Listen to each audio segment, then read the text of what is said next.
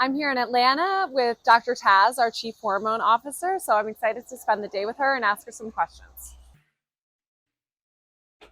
Hi, come on in. How are you?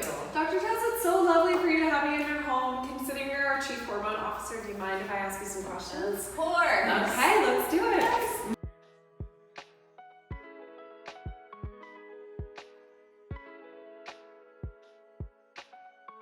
So, Dr. Taz, what's your favorite part about living in Atlanta? Oh my goodness. Well, of course, family. We have so much family here, and that makes a big difference. And then there's just a lot to do here. There's an equal amount of nature, art, city life, shopping. You kind of get a mix of everything. I love it. Yeah. And can you tell me, what's most inspiring or exciting to you right now? I have a new book coming out, The Hormone Shift, and I'm really excited about it. So much of this information is in my head, so it's always amazing to get it out on paper where so many people can look at it. But I think women, and honestly even men, don't realize how powerful hormones are and how much they play into their overall health. So really excited to get that information I'm out excited there. to read it. So, you look amazing. Thank Can you you. tell me, what are 3 things that you can't live without? Yes, let's see. My protein shakes. Oh, I need it to balance my energy. Digestive enzymes, Okay. especially after dinner. Yeah. And then I love Veracity's hyaluronic acid. I'm not going to lie. It makes hydration my balance, skin it's the feel amazing. Allie, would you like a cup of tea? Yes, Awesome. So, Dr. Taz, tell me, I know you're a hormonal health expert and, of course, a doctor, but you have a super unique approach that combines Eastern and Western medicine. Can you tell me a little bit about how that got started?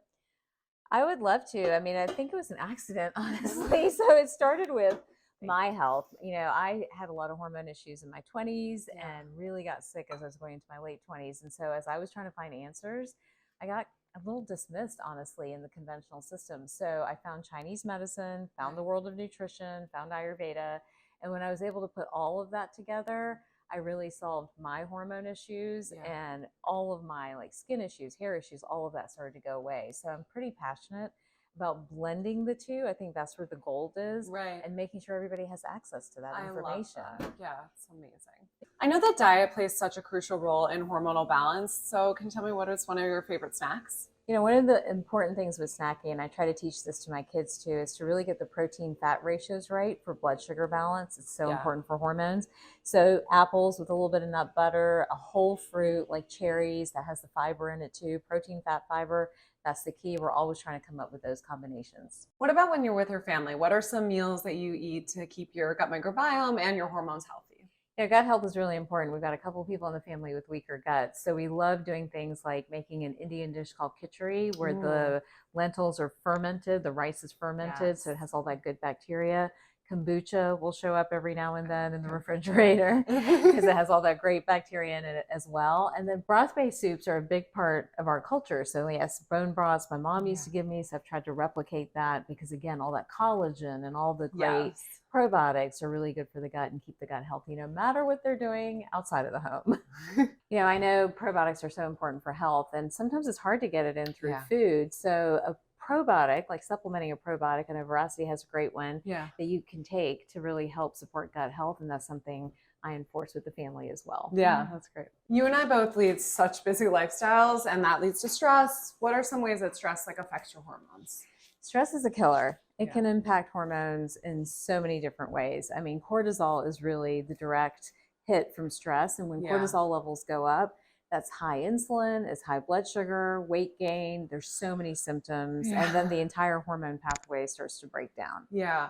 So if stress and cortisol are sucking all these resources from our, energy and our hormones and taking away from things like plump skin and a zen mood, what are some ways we can reduce our stress? Well, I mean, I think everyone needs to have a stress management plan. I ask this all the time in practice, and people don't. So whether it's your 1-hour massage, you go get acupuncture, you budget, like in here, I'll do sometimes 20 minutes of meditation because it's where I can hide and really focused, or you'll see my journals kind of floating around here. I'll literally write out things that are on my mind. Those are all ways of lowering your cortisol, bringing blood sugar down, and getting your hormones balanced.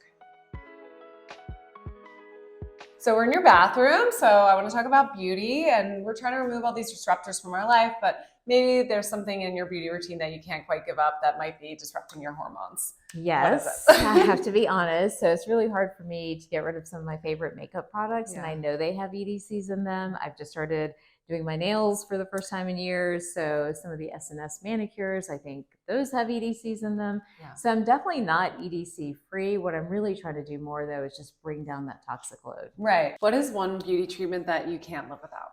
Oh my goodness, I love going to our spas, Center Spring MD. Yeah. Whitney and Karina are our facialists, and everything from microneedling to dermaplaning. These are all treatments that I love doing, and it kind of forces me to relax as well at the same time. Yes.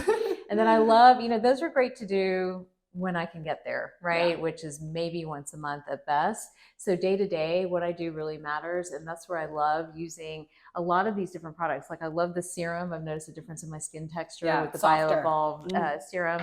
I love the hyaluronic acid as well. I mean, my skin is literally dewy and glowy. Yeah. And then the cleansers are really gentle. So I love the Veracity cleanser because like a lot of cleansers, and in fact, I may have one sitting around here, are very harsh, you know, and they're exfoliating, and you're thinking exfoliation is good for the skin, but they're almost too harsh and stripping the skin barrier. Yeah. Whereas this is very gentle and really seems to work. Yes, good. Yes, I love it.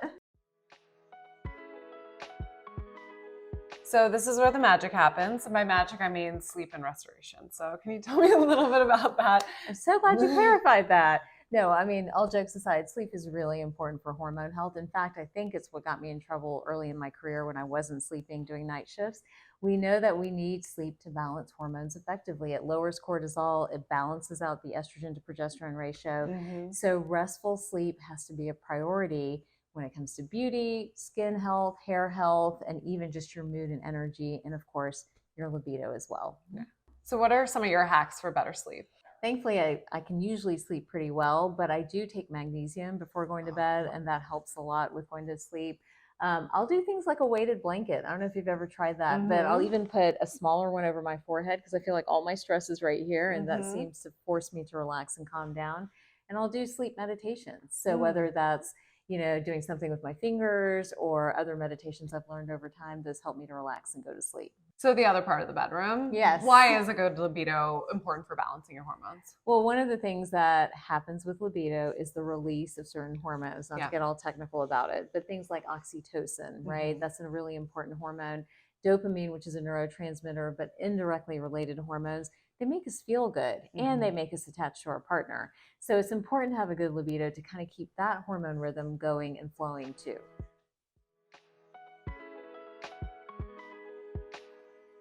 Well, thank you so much for answering all my questions and having me over today. Oh my gosh, I enjoyed having you. Thank you for coming, for sure. Where can people go if they want to learn more about their hormones? There's so many resources that we've curated for people to really own their hormones. First of all, you can get your hormones tested. The Veracity Hormone Kit is on my website at drtaz.com. You can pre-order my book, The Hormone Shift, which is now available, and get access to the Superwoman Circle.